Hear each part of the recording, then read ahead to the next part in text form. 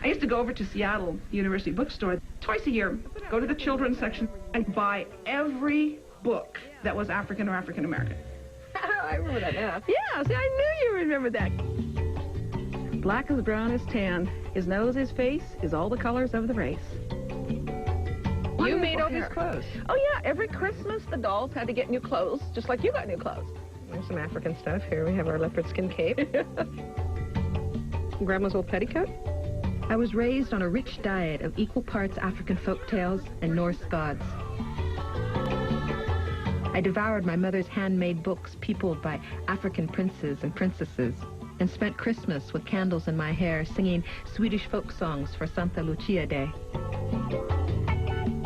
And so then, because I was raised on African folktales and Norse folktales that my grandmother would tell me, so I think I kind of mixed them all in my mind and thinking that at some point there would be the perfect creature who would be a combination of Scandinavian and Nigerian, who would come over the hills and save me, who would recognize me for what I was, speak this special language that we only understood, and take me to some place where there were people like me.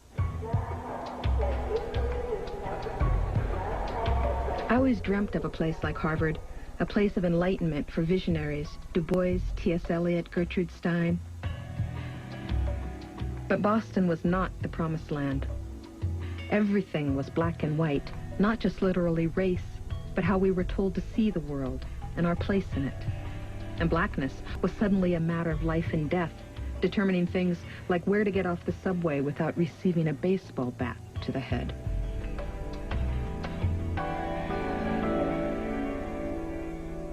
It was always important for you to find acceptance in the black community, but also to perceived as a black person, like holistically by the world. I mean, I still had a very, had a strong sense of myself as, my blackness comes from Nigeria. I'm Nigerian. That's not the same as African American.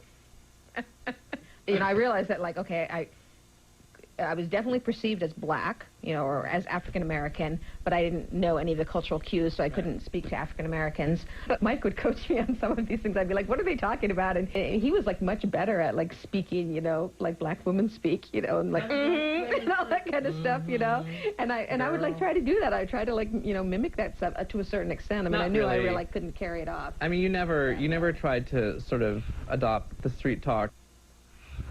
It's interesting that everybody thinks I'm Jewish. If they see somebody like me, and I'm well-educated, and I have good income potential, and I have dark hair and olive skin, and I'm successful, they put that together and they think Jewish. It doesn't occur to people to think, oh, that must be one of those Latino people.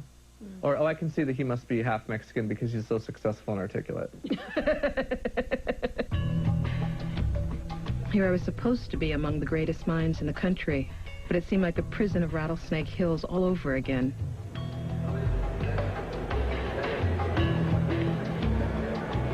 So I did something my family of migrants and immigrants has always done. I went on the road in search of someplace better.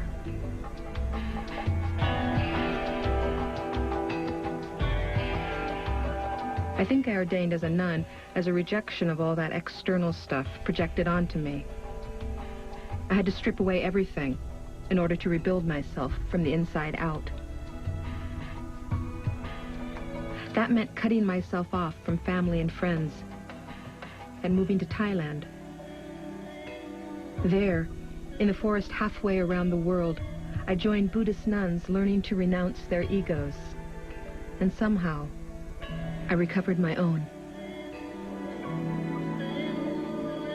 But of course, eventually I would have to face my biggest fear and longing and find